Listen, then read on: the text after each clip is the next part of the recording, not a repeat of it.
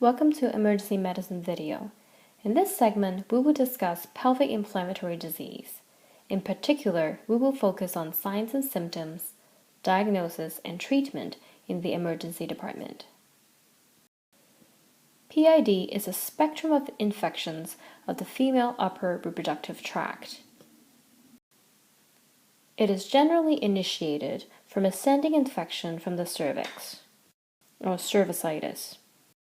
It can include salpingitis if the fallopian tubes are involved, endometritis if the uterus is involved, tubo-ovarian abscess if abscesses are formed, and can extend to pelvic peritonitis. In rare cases, it can even spread and become a perihepatitis. Apart from the infection, PID can also cause infertility, while the scarring of the tube will increase ectopic pregnancy risk later on. It can also cause chronic pain in patients. In terms of bacteria, the most common bacteria includes Neisseria gonorrhea and Chlamydia trachomatis. These two bacteria often contribute to the cervicitis. When the cervicitis is not treated, it then spread to the upper tract with involvement of other bacteria, causing a PID. The risk factors for PID include multiple sexual partners, previous STDs, presence of an IUD, particularly right after insertion, or any other procedures involving the uterine cavity. In terms of the symptoms, depending on the extent of the PID, patient might have different symptoms. With just cervicitis, so not PID, the patients might not have any symptoms at all, or they may complain of increased discharge. Once the disease has spread to the upper tract, the patients can present with lower abdominal pain. In patients with a tubo-ovarian abscess, their pain might be more localized to the location of the abscess. Other symptoms might include abnormal discharge, vaginal bleeding, or postcoital bleeding. Due to the infection, they may also have systemic symptoms such as fever, nausea, or malaise. Frank peritonitis is rare and a late finding. Let's move on to signs on physical exams. On physical examination, as you can deduce, the patient might have a fever, be tachycardic, and might appear toxic. She may have abdominal pain and peritoneal signs if there is peritonitis. If there is a perihepatitis, her right upper quadrant might be tender. On pelvic exam, the tenderness might localize to the annexa if there is a tubo-ovarian abscess and might be palpated. There should also be purulent discharge on pelvic exam and cervical motion tenderness.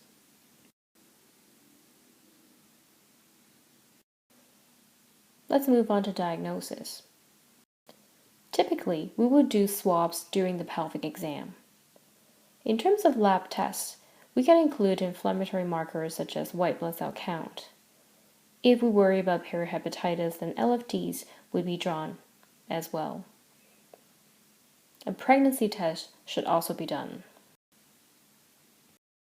In terms of imaging, an ultrasound is done for tubo-ovarian abscess. It is also done in patients whose findings on physical examination might be unclear.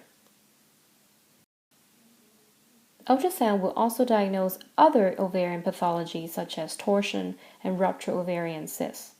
These two can also give a very similar clinical picture as pelvic inflammatory disease or tubo-ovarian abscess. In the emergency department, often the swabs will not yield results in a timely manner. Since there are many complications for PID, we often treat patients with a very low threshold. If we see a patient with lower abdominal tenderness with cervical motion tenderness, in a patient at risk for STDs, we often do not wait for the culture results to return to start treatment in this patient. Let's move on to treatment for PID. Antibiotics are given to treat pelvic inflammatory disease. Depending on the local resistance, medications can include the following: third generation cephalosporin, metronidazole, gentamicin, doxycycline, or azithromycin. It is best to check local guideline for the specific regimen.